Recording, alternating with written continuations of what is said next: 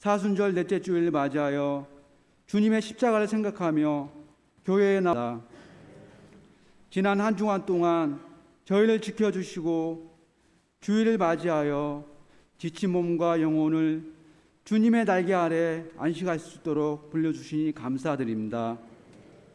이 시간 주님께 예배드릴 때 신령과 진정으로 예배드리게 하옵시고 주님께 상달되는 산제사가 되게 하여 주시옵소서. 항상 주께 소망을 두고 살아가는 삶이 되게 하여 주시옵소서. 주님, 사순절 기간 동안 우리의 신앙을 다시 한번 점검하는 시간이 되게 하여 주시옵소서. 우리의 신앙이 습관적인 신앙인지 올바른 방향으로 향하고 있는지 다시 한번 뒤돌아보며 주님의 고난과 골고다 언덕에서의 수모와 피 흘려 돌아가신 십자가를 바라보며 주님의 고통을 같이 동참할 수 있는 시간이 되게 하여 주시옵소서. 언제부터인가 우리의 신앙은 고난의 십자가는 잊어버리고 영광의 십자가만 생각하는 이기적인 신앙인이 된 것을 고백합니다. 좀 더 편하고 덜 귀찮고 세상과 타협하며 좋은 것만 찾는 기복신앙으로 변해가는 우리의 모습을 회개하오며 십자가에 못 박혀 돌아가신 주님의 보혈의 피를 생각하며 그리스도인으로서 사명을 다하는 사순절 기간이 되게 하여 주시옵소서. 주님, 이 나라와 민족을 위해 기도합니다. 하루에 몇십만 명씩 늘어나는 코로나와 급변하는 세계 정세 속에서 러시아의 우크라이나 침공과 냉전 시대의 상황같이 세계가 서로 대립하고 정권 교체기를 맞아 갈등하고 한반도가 한 치 앞도 모르는 경랑 속에 빠져들고 있습니다. 역사를 주관하신 주님, 모든 것이 주님의 뜻이 있기에 주님의 섭리 속에 모든 일이 일어나고 있음을 깨닫게 하시고 나라와 민족을 위해 더욱더 기도하는 민족이 되게 하여 주시옵소서. 우상의 나라가 아닌 주님께서 크게 쓰시는 하나님의 나라와 민족이 되게 하여 주시옵소서. 우리 성도님들을 위해 기도합니다.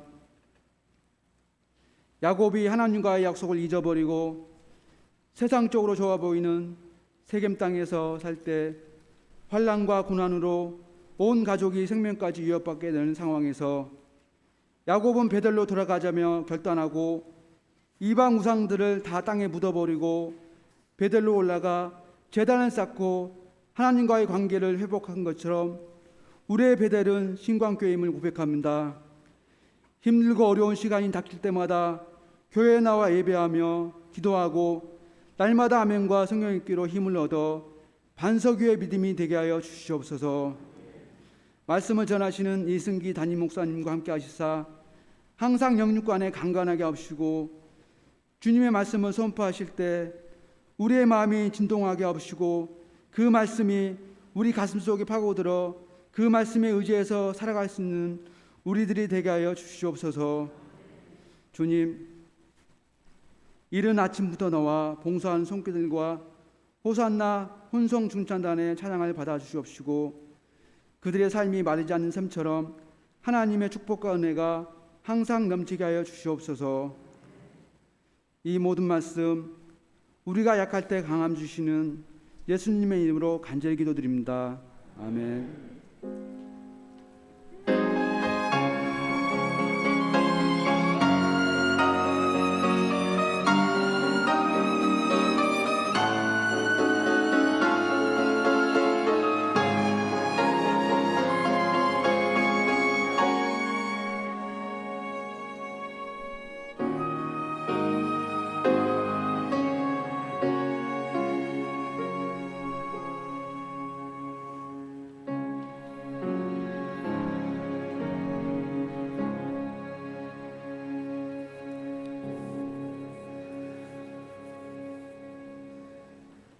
하나님의 말씀은 요한복음 2장 13절부터 22절까지 말씀입니다. 요한복음 2장 13절부터 22절까지 말씀 제가 봉독해 드리겠습니다. 유대인의 예루살렘이 가까운지라 예수께서 예루살렘으로 올라가셨더니 성전 안에서 소와 양과 비둘기 파는 사람들과 돈 바꾸는 사람들이 앉아 있는 것을 보시고 노끈으로 채찍을 만드사 양이나 소를 다 성전에서 내쫓으시고 돈 바꾸는 사람들의 돈을 쏟으시며 상을 엎으시고 비둘기 파는 사람들에게 이르시되 이것을 여기서 가져가라. 내 아버지의 집으로 장사하는 집을 만들지 말라 하시니 제자들이 성경 말씀에 주의 전을 사모하는 열심히 나를 삼키리라 한 것을 기억하더라. 이에 유대인들이 대답하여 예수께 말하기를 내가 이런 일을 행하니 무슨 표적을 우리에게 보이겠느냐. 예수께서 대답하여 이르시되 너희가 이 성전을 헐라 내가 사흘 동안에 일으키리라. 유대인들이 이르되 이 성전은 46년 동안의 지었건을 내가 3일 동안에 일으키겠느냐 하더라. 그러나 예수는 성전된 자기 육체를 가리켜 말씀하신 것이라. 죽은 자 가운데서 살아나신 후에야 제자들이 이 말씀하신 것을 기억하고 성경과 예수께서 하신 말씀을 믿었더라. 이 말씀은 살아계신 하나님의 말씀입니다.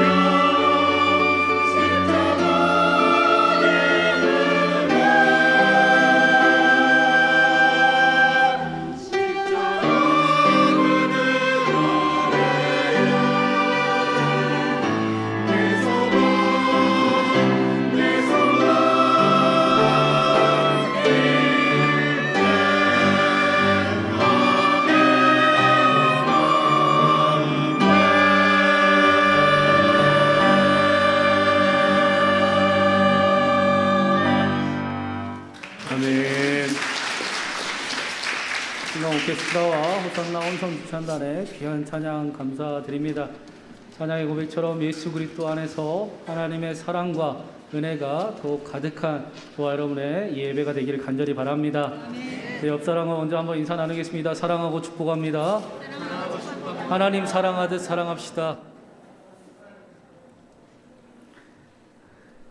아마도 우리나라 사람들처럼 신앙심이 특별히 좋고 열심히 있는 민족은 그렇게 많지 않을 것입니다.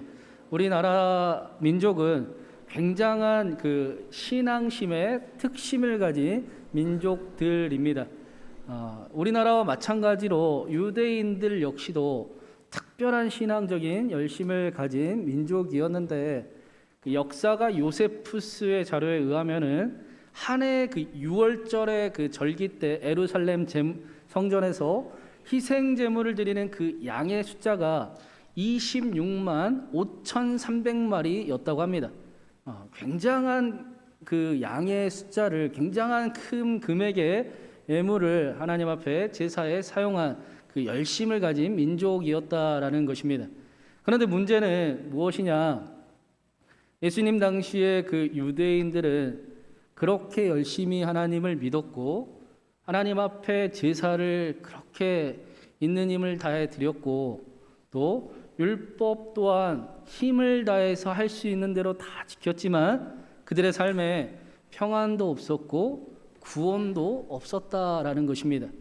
그들이 말하고 만들어가던 그 하나님의 나라는 여전히 다툼이 가득했고 아픔이 가득했고 슬픔이 가득했고 분쟁과 상처가 가득한 그런 하나님의 나라를 만들어가고 있었습니다. 무엇이 문제였을까? 이것이 오늘 말씀의 핵심입니다. 지난주에 나누었던 그 가나의 혼인잔치 첫 번째 표적의 말씀은 단순히 물을 포도주로 만든 사건이 아니라 신랑 하나님과 신부 이스라엘, 신랑 하나님과 신부인 우리들을 다시 한번 회복하는 하나 되게 만드는 그런 애식이었다라고 말씀을 드렸습니다.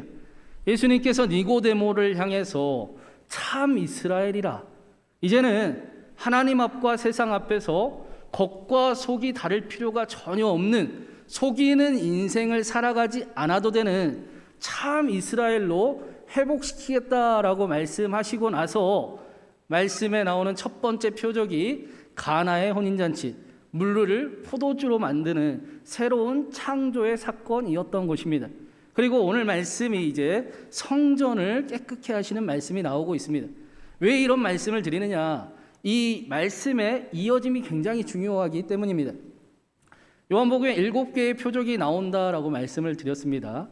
그런데 이 7개의 표적 모두 표적으로만 그 의미를 말씀하는 것이 아니라 표적이 나온 다음에는 반드시 그 표적을 의미하는 사건이 나오고, 그 사건이 나온 다음에는 그 사건, 이 표적이 어떤 의미였는지를 예수님이 풀어 설명해 주시는 말씀이 나옵니다. 예를 들면 가나의 혼인잔치에서 물로 포도주를 만드신 사건이 이 첫 표적이 나온 다음에 오늘 말씀에 성전을 깨끗게 하시고 새롭게 하시는 그 사건을 통해서 그 의미를 더욱 밝혀주시고, 그리고 나서 마지막에 사마리아 여인과의 대화를 통해서 이 표적이 어떤 의미인지를 말씀해 주시는 것입니다.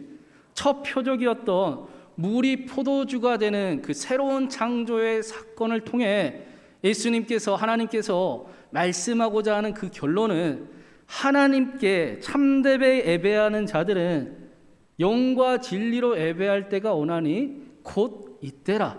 아버지께서 자기에게 예배하는 자들을 찾으시느니라. 하나님은 영이시니 영과 진리로 예배할지니라. 이 말씀이 첫 표적의 결론인 것입니다. 특별히 오늘 말씀은 사복음서 모두 다 나오는 말씀입니다. 그런데 다른 부분이 있다면, 다른 점이 있다면, 다른 공간 복음서들에서는 이 말씀이 마지막 예수님께서 십자가에 못 박히시기 그 직전 6월절에 나오는 말씀으로 설명이 되었다라면, 요한복음에서는 예수님께서 이제 공생애를 시작하시자마자 성전에 올라가셔서 첫 번째 맞는 6월절에 이 일을 이루고 계신다라고 말씀하고 있다라는 것입니다. 왜 그런지는 이따가 설명을 제가 한 번 더 드리겠습니다. 그것보다 먼저 우리 13절과 14절 말씀을 한번 같이 읽어보겠습니다. 유대인의 유월절이 가까운지라 예수께서 예루살렘으로 올라가셨더니 성전 안에서 소와 양과 비둘기 파는 사람들과 돈 바꾸는 사람들이 앉아 있는 것을 보시고. 요한복음에 3번의 유월절이 나옵니다. 오늘 말씀에 나오고 6장에 한 번 더 나오고 11장에 유월절이 한 번 더 나옵니다. 그래서 우리가 예수님의 공생애가 3년이었다라고 알고 있는 것입니다. 요한복음이 그 사실을 설명해 주고 있는 거예요. 그런데 특별히 다른 점은 다른 복음서에서의 그 중심 예수님의 사역지가 갈릴리 지역 가버나움이었다면 요한복음은 예루살렘을 중심으로 사역하신 모습을 집중적으로 말씀을 전해주고 있습니다. 6월절에 예수님께서 모든 유대인들이 그러했듯이 절기를 지키기 위해서 예루살렘으로 올라가셨습니다. 그런데 14절에 보니까 무슨 일이 있었습니까? 비둘기와 양과 소를 파는 자들이 있고 돈 바꾸는 사람들이 있는 것입니다. 그 모습을 보시고 예수님께서 거룩한 분노가 나서 채찍을 만드셔서 그것들을 다 내쫓으시고 돈을 쏟아부으시고 상을 엎어버리시는 일이 나타났습니다.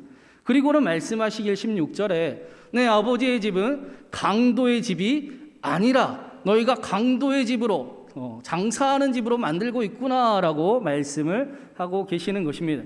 이 말씀을 어떤 분들은 그러면 교회에서 절대로 장사를 하면 안 되고 무언가 물건을 팔아서는 안 됩니다라는 정도로 이해하고 넘어가시는 분들이 있는데 이 말씀을 이렇게 이해해서는 절대로 안 되는 겁니다.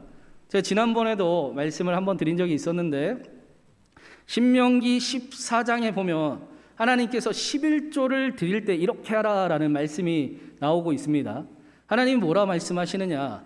너희가 예루살렘이 너무나 멀고 거기까지 가기가 힘들어 온전하고 흠이 없는 양이나 소나 산재물을 바쳐야 될 터인데 그렇지 못할 상황이 되거든.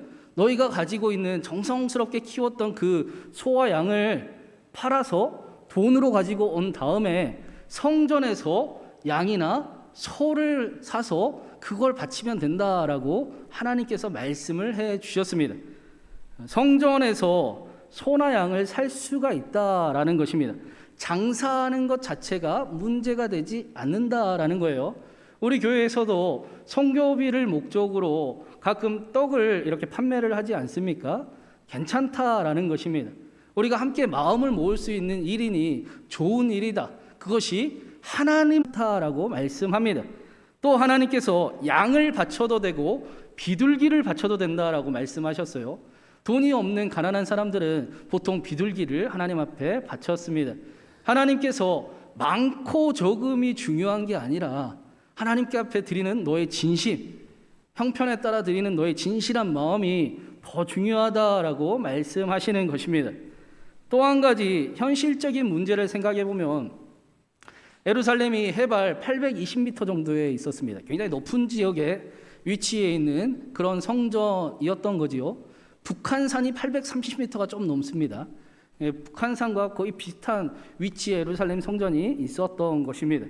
그런데 하나님께 제물을 드릴 때는 흠이 있으면 안 되지 않습니까?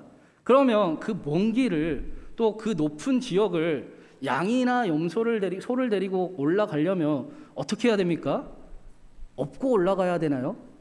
여러분 북한산까지 그 양을 업고 올라가실 수 있습니까?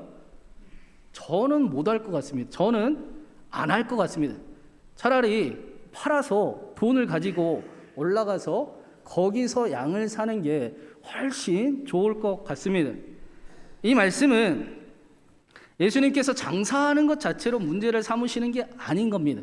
14절 말씀에 소와 양과 비둘기 파는 사람들과 돈 바꾸는 사람들이 앉아 있었다라고 말씀을 하는데 당시 유대인들은 1년에 한 번 성전세를 내야 했습니다. 그래서 돈 바꾸는 사람들이 있었던 거예요.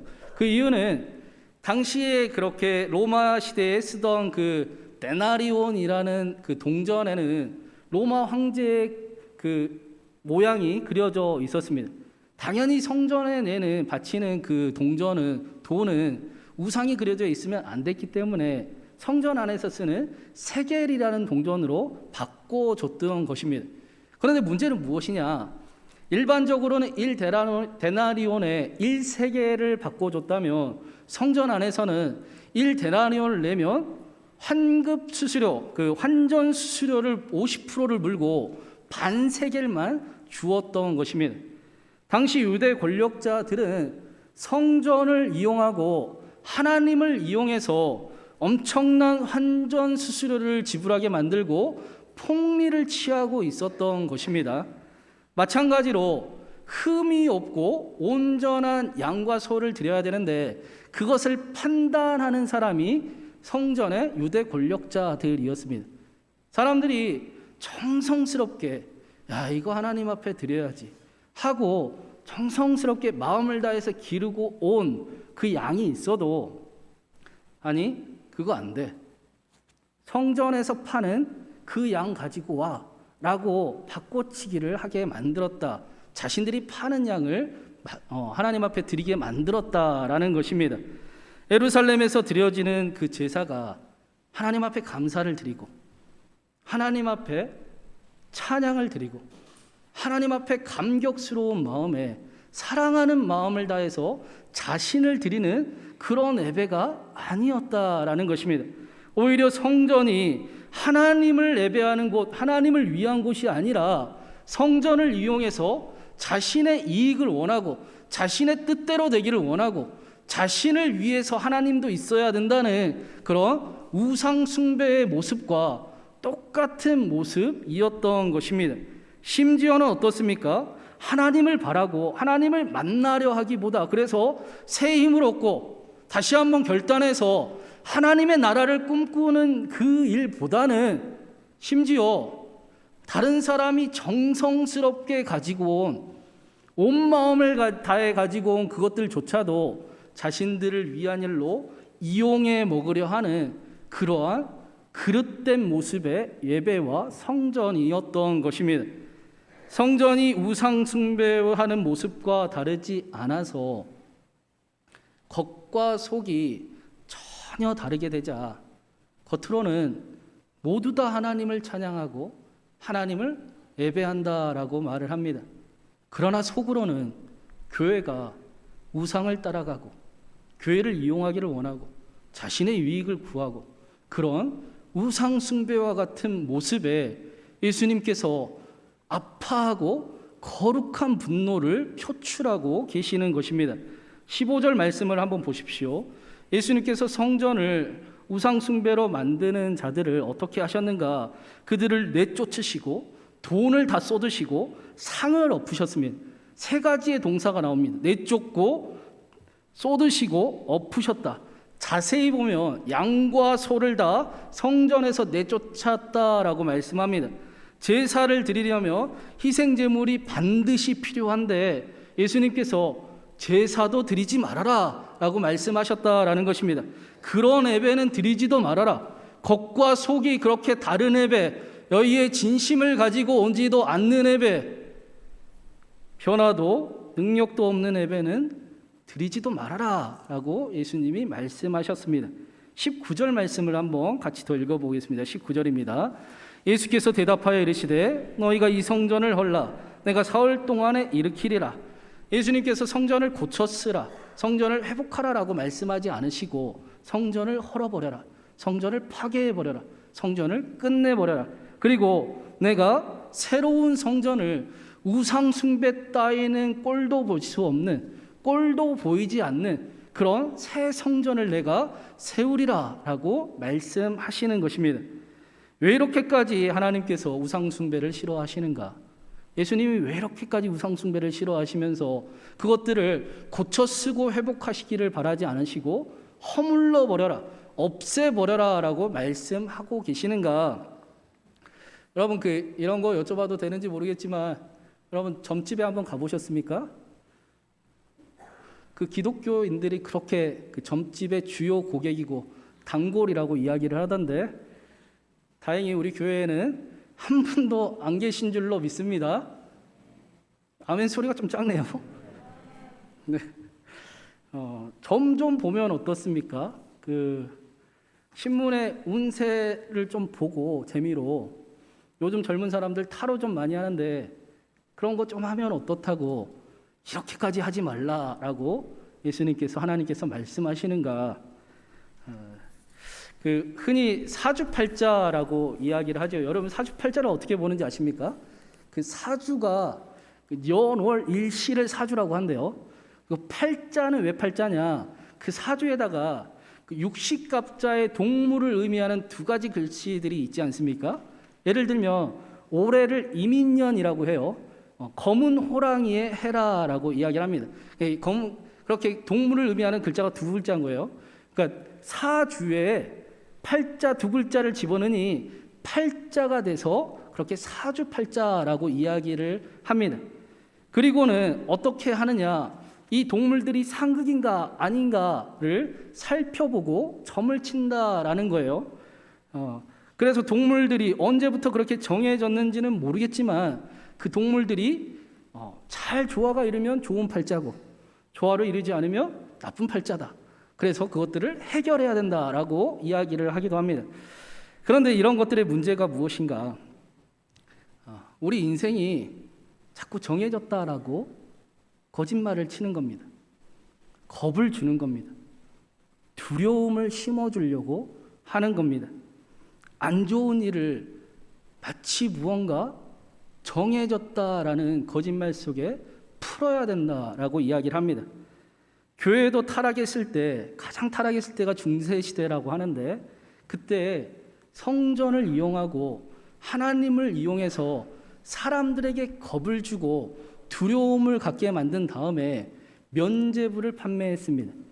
교회를 위해 하나님을 이용해서 자신들의 이익을 챙기려고 했던 모습이 있었던 것입니다. 저 어릴 적만 해도 교회에서 그런 얘기들 가끔 하셨던 것 같아요. 가계의 저주를 끊어야 된다. 와, 제가 끊을 수도 없는 그 가계의 저주를 저보고 끊어야 된다. 가계의 저주가 있다라고 두려움을 갖게 만들고 겁을 만들고 과거의 실패들을 이제는 도저히 해결할 수도 없는 그 과거의 문제들을 마치 나를 올가매고 또 겁을 가져야 되는 죄책감을 무조건 가지고 살아가야 되는 그런 존재인 것처럼 만들어서 이용하려 하는 모습들이 있었던 것입니다. 그런데 성경은 뭐라고 말씀합니까? 아니, 그 전에 더 큰 문제는 무엇입니까? 사람들이 이런 얘기를 들으면 굉장히 찜찜해합니다. 또 믿어요. 그래서 겁을 내요. 정말로 그게 정해진 것처럼 여겨서 풀어야 될 것처럼 해결해야 될 것처럼 겁을 먹습니다. 가나의 혼인잔치에 포도주가 떨어지자 징조를 좋아하는 사람들이 야, 저 부부 이제 불행하겠네. 결혼식도 제대로 못 드리니 저 부부는 이제 큰일 났네라고 겁을 먹으며 살아가는 인생을 살아가곤 합니다. 그래서 두렵고 불안하니 무언가로 해결하려고 하고 또 아니면 겁을 먹고 그렇게 살아가곤 합니다. 그런데 성경은 뭐라고 말씀합니까? 하나님께서 포도주가 떨어졌던 그 혼인잔치에 물로도 포도주를 만드셨다라고 말씀을 하고 있습니다. 절대로 우리의 인생이 정해져 있다라고 말씀하지 않으시고 정해져 버렸다고도 말씀하지 않습니다. 오히려 문제가 있어도 어려움이 있어도 두려워하지 말아라, 내가 너와 함께함이라. 겁내지 말아라, 내가 너를 도우리라. 내가 하나님이라 라고 말씀하십니다. 두려움이 있느냐, 포도주가 떨어졌느냐, 나는 물로도 포도주를 만드는 하나님이시다. 내가 너와 함께 그 약함도 강함되게 할 것이다. 고난이 앞에 있다 하더라도 나와 함께 고난을 영광으로 만드는 삶을 살아가자라고 성경은 우리에게 분명히 말씀하고 있습니다. 하나님이 우리에게 주신 마음은 두려워하는 마음이 아니요 능력과 성령과 절제인 것입니다. 우리에게 정말로 정해져 버린 것이 있다면 아마도 두 가지 정도일 것입니다. 첫 번째는 하나님께서 저와 여러분을 끝까지 사랑하기로 작정하셨다라는 것입니다. 변함없이 사랑하신다는 것입니다. 이것은 확실히 정해져 있습니다. 두 번째는 하나님께서 모든 일을 합력하여 선을 이루어 가신다라는 것입니다. 실패가 실패되지 아니하고 고난이 고난으로 끝나지 아니하게 하시고 내 앞에 어려움이 있을지라도 모든 일을 합력하여 선을 이루시는 하나님이 그 일을 선하게 이끌어 가실 것이다. 그러니 예수 그리스도를 믿는 사람들은 소망 가운데 힘을 낼 수 있는 것입니다. 이 두 가지 사실은 우리에게 분명히 정해져 있습니다. 예수님께서 이스라엘에 그들의 성전에 저와 여러분의 삶에 이러한 일이 나타나기를 간절히 원하셨던 것입니다. 사랑하는 하나님의 자녀들의 삶이 무언가 두려움에 겁내는 삶을 살아가지 아니하고 또 그런 일들로 이용당하는 삶을 살아가지 아니하고 자신의 아름다운 인생을 만들어가는, 하나님과 함께 만들어가는 그런 사람들이, 사랑받는 자녀들이 되기를 원하셨던 것입니다. 그래서 성전이 무너지고 다시 세워져야 하리라 라고 말씀하고 계십니다. 오늘 말씀은 예수님께서 공생애를 시작하시고 일주일 되었을 때 일이라고 말씀을 드렸습니다. 그리고 다른 복음서들은 3년째 되는 마지막 6월절에 똑같은 일이 일어나고 있습니다. 다시 말하면 예루살렘 성전이 변하지 않았다라는 것입니다. 예수님께서 성전을 다 뒤집어 엎으시고 아무리 파괴한다, 아무리 그 일을 깨끗하게 하셨어도 여전히 성전은 자신을 위하고 자신을 따르며 자신들을 원하는 우상숭배의 모습과 같았다라는 것입니다. 그런데 예수님은 이미 알고 계셨습니다. 그래서 성전을 회복하라, 성전을 다시 고쳐 쓰라라고 말씀하지 않으시고 성전을 파괴해라, 성전을 헐어버려라, 내가 우상숭배는 꼴도 보이지 않는, 우상숭배는 찾을 수도 없는 새로운 성전을 만들 것이다 라고 말씀하고 계시는 것입니다. 그리고 21절 22절에 이렇게 말씀하십니다. 우리 마지막으로 21절 22절을 한번 읽어보겠습니다. 그러나 예수는 성전된 자기 육체를 가리켜 말씀하신 것이라. 죽은 자 가운데서 살아나신 후에야 제자들이 이 말씀하신 것을 기억하고 성경과 예수께서 하신 말씀을 믿었더라. 예수님은 우상 숭배가 꼴도 보이지 않는, 우상 숭배는 볼 수도 없는 그런 성전을 만드시기를 간절히 원하셨습니다. 이 성전은 예수님이 세우시는 성전입니다. 예수님으로 세워지는 성전입니다. 하나님께서 자신의 아들을 내어주신다는 그 사랑의 확증 가운데 세워지는 성전입니다. 죽음을 뛰어넘는 사랑으로 세워진 성전입니다. 하나님이 그 아들을 아끼지 아니하실 만큼 모든 것을 주신 것이라는 확신 가운데 세워지는 성전입니다. 자신을 포기할 줄 모르는 인생들에게 하나님께서 먼저 자신을 내어주시고 포기하고 그 일을 십자가에서 이루신 십자가 위에 세워진 성전입니다. 이 성전을 보고 예수님께서 기도하는 집이다라고 말씀하셨습니다. 성경은 그리고 저와 여러분에게, 저와 여러분이 바로 그 거룩한 성전이다라고 말씀하십니다.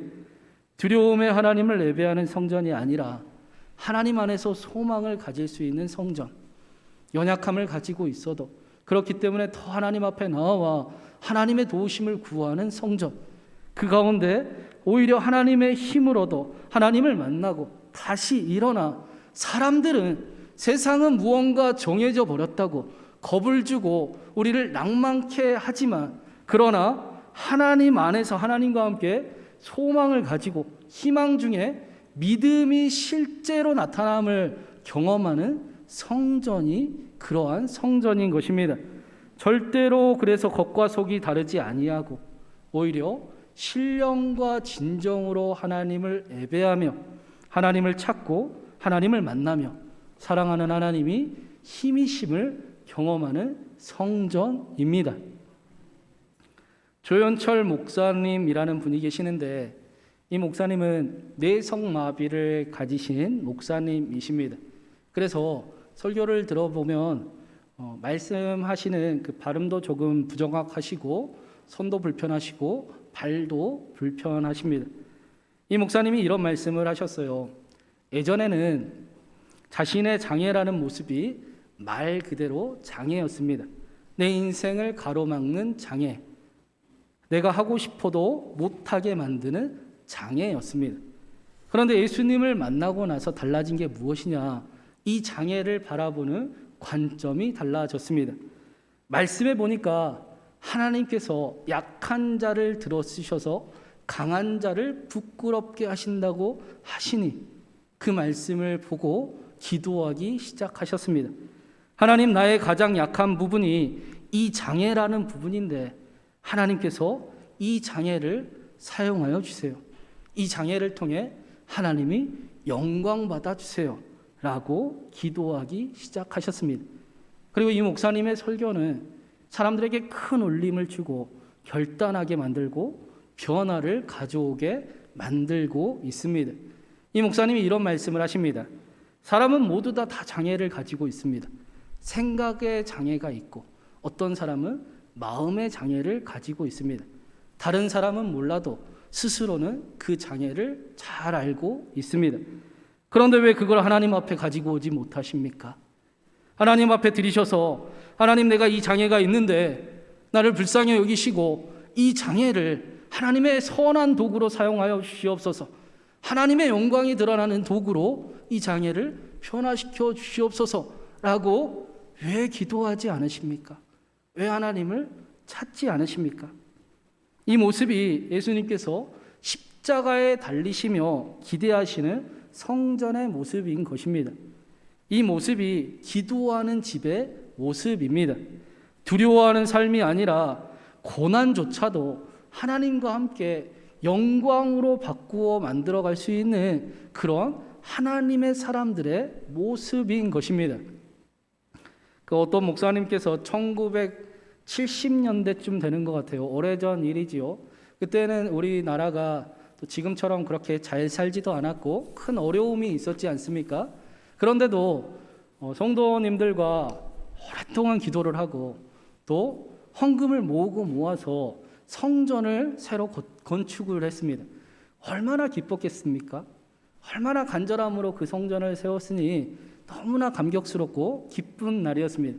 목사님이 성전을 다 이제 건축을 하고 처음 헌당 예배를 드리면서 설교를 하셨는데 설교 제목이 이런 설교 제목이었습니다. 이 성전을 허물라. 절대로 그 누구도 이 새로운 성전을 이용하지 못하게 하십시오. 오직 하나님만 기뻐하며 하나님을 사랑하는 교회가 새로운 성전이 되게 하여 주시옵소서. 우리 안에 우상은 다 무너지게 하시고 하나님만 영광 받기를 원하는 하나님의 성전이 되게 하여 주시옵소서. 교회에 오는 사람마다 두려워하는 마음이 아니라 하나님의 사랑 예수 그리스도 안에서 소망을 가지게 하시고 하나님께서 하실 일이 기대되어 교회에 나오는 것이 기쁘고 감사하고 감격스럽고 예배 가운데 하나님이 주시는 그 은혜로 인해 모든 성도들이 새 힘을 얻게 하시고 그 일이 자신들 안에 있는 우상을 버리는 일로 나타나게 하여 주시옵소서. 이 세상에 하나님의 나라를 구하는 사람들이 세워지는 그런 성전 되게 하여 주시옵소서. 이것이 예수 그리스도의 마음이셨습니다. 사랑하는 여러분, 저는 우리 신광교회가 이러한 교회가 되기를 간절히 바랍니다. 교회에 나오는 것이 전혀 죄책감이나 무서움이나 염려나 걱정으로 나오지 아니하고 오히려 하나님의 사랑 가운데 소망을 가지고 나와 연약함이 있고 넘어짐이 있지만 오히려 그렇기 때문에 하나님을 찾고 하나님을 반드시 만나고 하나님의 은혜가 우리를 다시 일으켜 다시 한번 새로운 삶을 결단하게 하고 세상에 나아가 내 안에 있는 우상을 벗어버리고 하나님의 나라를 이루어가게 하여 주시옵소서. 그런 고백이 가득한 이 예배와 우리 교회가 되기를 간절히 바랍니다. 예배하면 예배할수록 우리 안에 있는 우상들은 다 벗어지게 하여 주시옵시고 하나님의 나라가 우리의 가정과 우리의 교회와 이 나라에 세워지기를 간절히 그렇게 세워 나아가는 저와 여러분이 되길, 신광교회가 되기를 주님의 이름으로 축원합니다. 우리 같이 신령과 진정으로 하나님 앞에 나아가길 간절히 소망하며 우리 찬양하고 잠시 기도하도록 하겠습니다.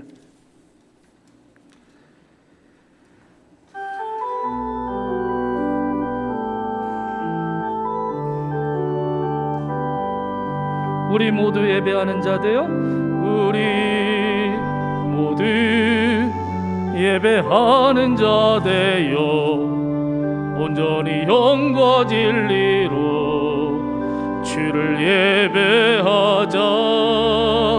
주가 우리와 함께 영원히 함께 하시고 마르지 않는 샘물로 우릴 채우시리라. 우리 모두 예배하는 자 되어 우리 모두 예배하는 자 되어 온전히 영과 진리로 주를 예배하자. 주가 우리와 함께 영원히 함께 하시고 마르지 않는 샘물로 우릴 채우시리라. 우리 다시 한번 우리 모두 예배하는 자 되어 우리 모두 예배하는 자 되어 온전히 영과 진리로 주를 예배하자. 주가 우리와 함께 영원히 함께 하시고 마르지 않는 샘물로 우릴 채우시리. 우리 모두 예배하는 자 되어 온전히 영과 진리로 주를 예배하자. 주가 우리와 함께 영원히 함께 하시고 마르지 않는 샘물로 우릴 채우시리라. 우리 시간에 나의 예배를 위해, 우리의 예배를 위해, 이 땅의 예배를 위해 우리 한번 같이 기도하며 나가겠습니다. 하나님, 하나님의 사랑 예수 그리스도 안에서 전혀 겉과 속이 다를 필요가 없이 우리의 진심도, 우리의 가장 연약함도 하나님 앞에 아랠 수 있는, 가지고 나아갈 수 있는 그러한 나의 예배, 우리의 예배가 되게 하여 주시옵소서. 약함을 강함되게 하시는 하나님을 만나는 자리가 되게 하시고 하나님으로 인해 다시 일어나는 예배가 되게 하시며 하나님으로 인해 소망을 갖는 나의 삶이 되게 하여 주셔서 우리의 예배가 다른 무엇을 원함이 아니라 하나님의 영광만을 바라는 그러한 예배 되게 하여 주시옵소서. 우리가 예배하며 나아갈 때마다 우리 안에 있는 우상들은 무너지게 하시고 하나님으로 가득 차는 그러한 하나님의 나라를 꿈꾸는 일들이 넘쳐나게 하시며 우리를 통해 우리의 가정과 우리의 교회와 이 나라에 하나님의 나라가 세워지게 하여 주시옵소서. 우리 하나님 앞에 간절함으로 예배하기를, 그러한 나의 예배, 우리의 예배, 이 땅의 예배가 되기를 소망하며 이 땅에 하나님의 나라가 이루어지길 간절히 바라며 우리 한번 같이 기도하며 나가겠습니다. 기도합니다. 사랑하는 하나님 아버지, 하나님 앞에 겉과 속이 다르지 아니하고 비록 연약함이 있고 비록 넘어짐이 있고 비록 하나님 앞에 죄인의 개수와 같은 모습이 있다 할지라도 그러나 정해진 것은 하나도 없습니다. 정해지지 않았습니다. 나에게 정해진 것이 있다면, 우리에게 정해진 것이 있다면 하나님의 사랑이 끊어지지 않는다라는 것입니다. 하나님의 사랑이 지금도 나를 일으키고 있다라는 것입니다. 하나님 앞에 겉과 속이 다를 필요가 전혀 없고 하나님 앞에 우리의 연약함을 아뢰며 우리의 약함을 강함되게 무너지게 하시는 그 하나님을 간절히 바라고 만나는 이 예배, 나의 예배, 우리의 예배, 하나님 이 땅의 예배들이 되게 하여 주시옵소서. 하나님, 그리하여 우리가 예배하며 나아갈 때마다 우리 안에 있는 연약함은, 우상들은 더 무너지게 하여 주시옵시고, 하나님의 소망이, 하나님의 꿈이, 하나님의 그 일이, 하나님의 말씀이 세워지는 우리의 사람이, 우리의 삶이 되게 하여 주셔서 하나님, 우리를 통해 우리의 가정에 하나님의 나라가 세워지게 하시고, 하나님, 우리를 통해 우리 교회에 하나님의 나라가 일어나게 하시며, 이 땅이 하나님의 나라가 세워지도록, 우상들은 무너지고 하나님의 나라가 세워지는 나라 되도록 하나님 은혜를 더하여 주시옵소서. 하나님, 그러한 사람들이 이 시간, 하나님 이 자리에 이 예배를 통하여, 신광교회를 통하여 하나님 많이 세워지기를 간절히 바랍니다. 하나님, 은혜를 베풀어 주시옵시고, 하나님을 찾는 자들에게 하나님도 찾으시니 영과 진리로 예배하는 자들을 만나시고 일으키시며 소망 가운데 꿈꾸게 하시며, 하나님 그 삶 가운데 평안이 넘치고 화평함이 넘치며 사랑이 가득한 그러한 삶을, 그러한 가정을, 그러한 교회를, 그러한 나라를 이루어가도록 주님은 종을 더하여 주시옵소서. 사랑하는 하나님, 하나님의 사랑 안에서 우리는 절대로 전혀 겉과 속이 다를 필요가 없음을 압니다.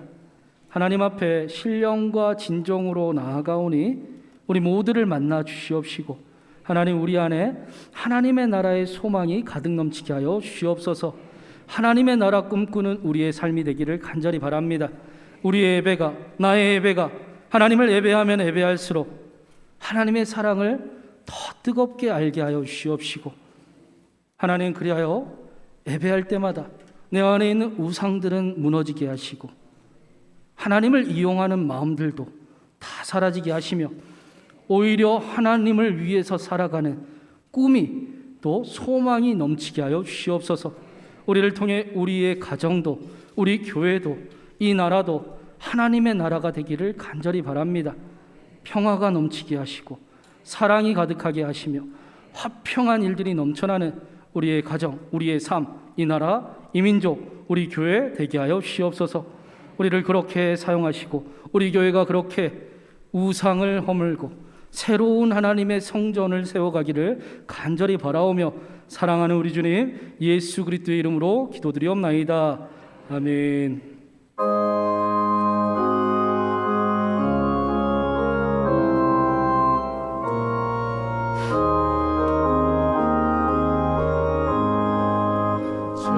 짐을 지고서 고나고디 내 마음속에 주 영접하며 새 사람 되기를 원하고디 내 구주를 영접하라. 의심을 다 버리고 이심을 다 구주를 영접하라. 만문 다 열어놓고 내 구주를 영접하라. 정결케 되기를 원하거든 내 마음속에 주 영접하며 생명수 마시 원하거든 내 구주를 영접하라.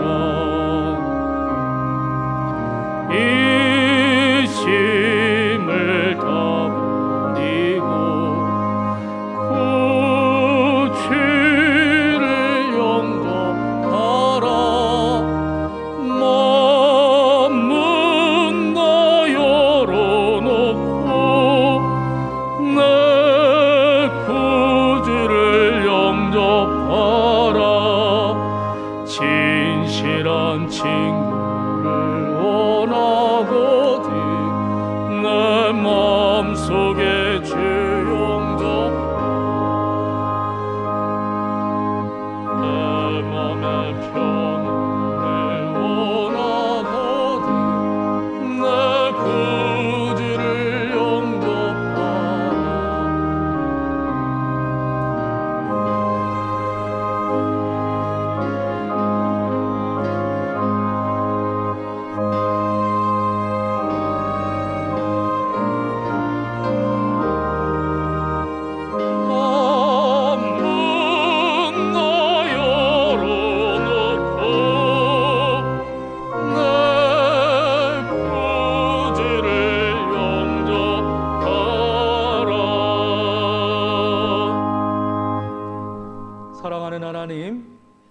우리가 함께 하나님을 예배하게 하시고 우리의 마음을 하나님 앞에 가지고 드리고 나아가게 하시니 감사를 드립니다. 우리의 마음에 하나님의 사랑이 예수 그리스도가 가득 넘치게 하여 주시옵소서. 그 사랑이 절대로 끊어지지 아니하며 포기하지 아니하고 우리를 붙잡고 계심이 믿어지게 하여 주시옵시고, 우리의 삶이 무언가 정해졌다라는 거짓말에 속아 두려워하고 겁내고 또 넘어져 있는 삶이 아니라 고난도 하나님과 함께 영광으로 만들어 나아가는 놀라운 일이 우리의 삶 가운데 일어나게 하여 주시옵소서. 우리 신광교회 모든 성도들의 삶이 그러한 삶이 되기를 바랍니다. 이 예배가 그러한 예배가 되기를 간절히 바랍니다. 우리의 연약함이 강함됨을 경험하는 그러한 은혜가 우리의 삶 가운데 날마다 더욱 넘치게 하여 주시옵소서. 하나님 앞에 감사와 또 믿음과 기도 제목 담아 드리는 귀한 예물과 귀한 손길들이 있습니다. 하나님 기뻐 받아 주시옵소서. 절대로 넉넉하지 아니하고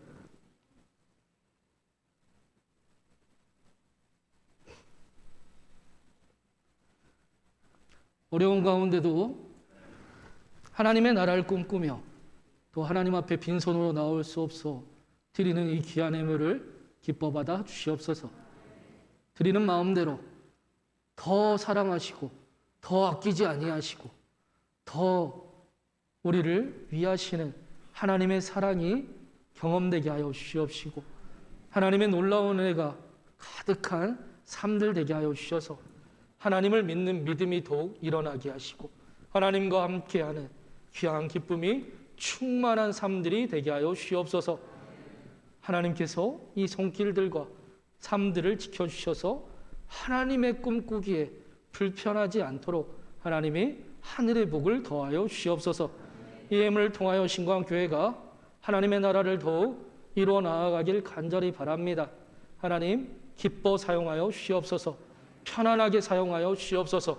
교회가 사랑하는 일을 더욱 고민하고 애쓰고 또 더욱 힘쓰는 훈련하는 곳이 되게 하여 주시옵시고, 맡기신 지역과 기도하게 하신 지역에 하나님의 그 일들을 이루는 기쁨이 충만한 또 그들에게 소망과 하나님을 나타내는 선한 도구가 되는 우리 신광교회 되게 하여 주시옵소서.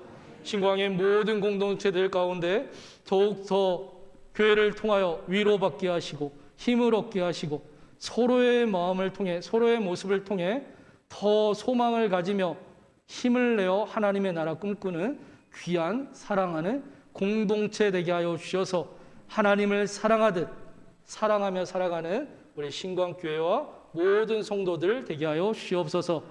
또한 한 주간의 삶 가운데 하나님께서 우리 모두를 지켜주시기를 간절히 바랍니다.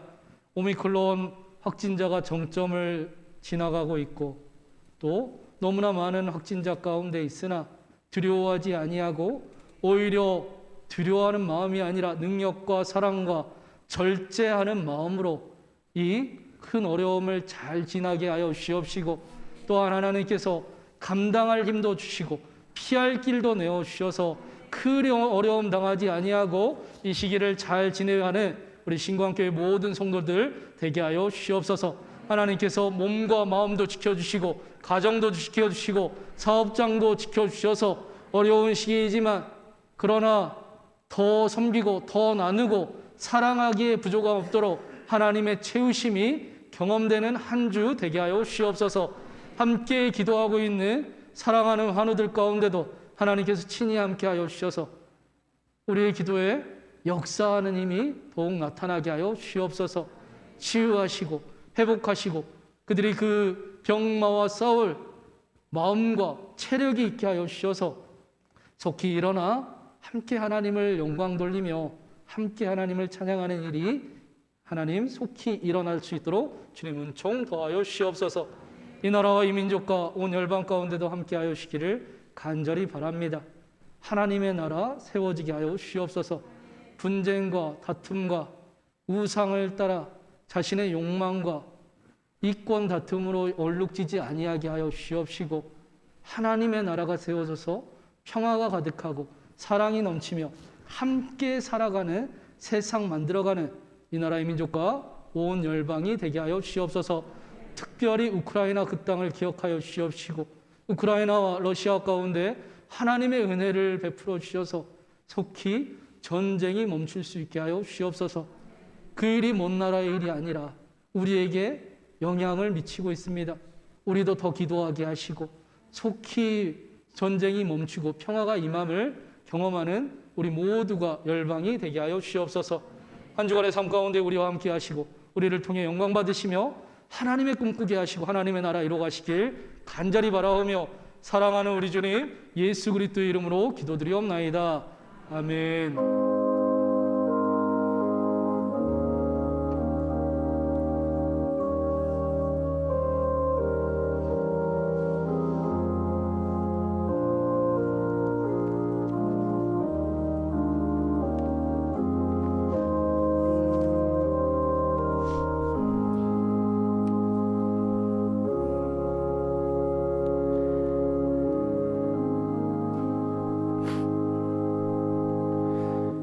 교회 소식 알려드리겠습니다. 먼저 감사하게 우리 교회에 새 가족으로 등록하신 분들이 있습니다. 잠시 소개해 드릴 때 자리에서 잠시 일어나 주시기 바랍니다. 황옥래 성도님 자리에서 잠깐 일어나 주시기 바랍니다. 강민구 성도님, 임지영 성도님 우리 함께 환영의 박수 해드리겠습니다. 감사하고 환영합니다.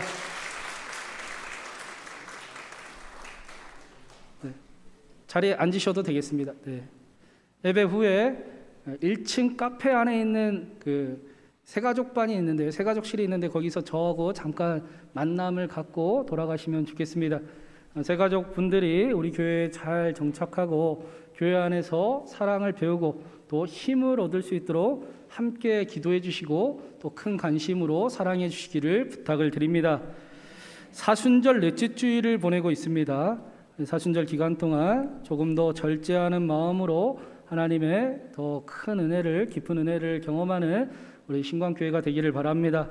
또 특별히 오미크론이 정점을 지나가고 있는데 확진자가 너무나 많아서 우리 주변까지 이제 가까워진 것 같아요.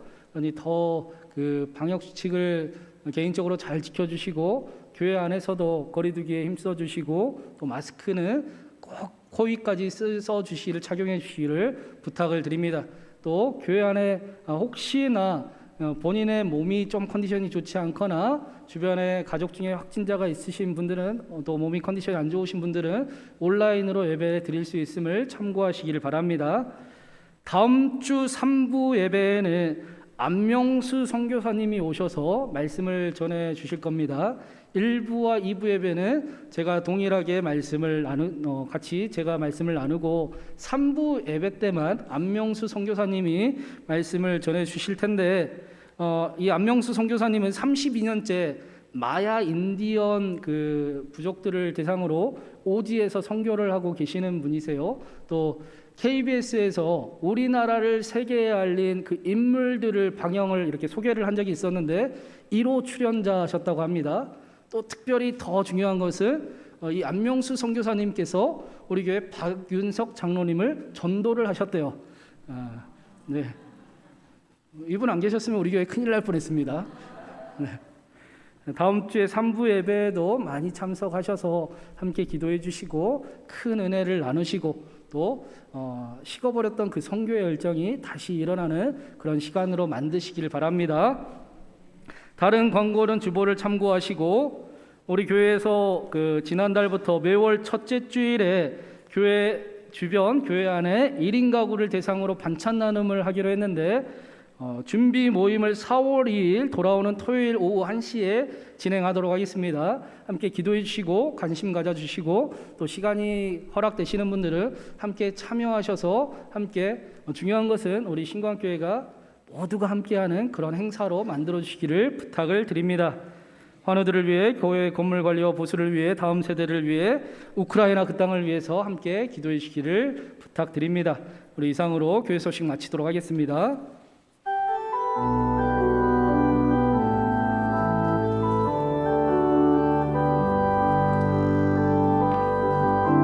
우리 예배하는 자 되어 온전히 영과 진리로 주를 예배하자. 주가 우리와 함께 영원히 함께 하시고 마르지 않는 샘물로 우릴 우리 한 번만 더 찬양합니다. 우리 모두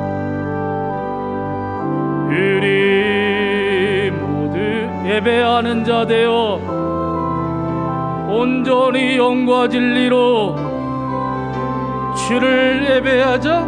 주를 예배하자. 주가 우리와 함께 영원히 함께 하시고 마르지 않는 샘물로 우릴 채우시리라.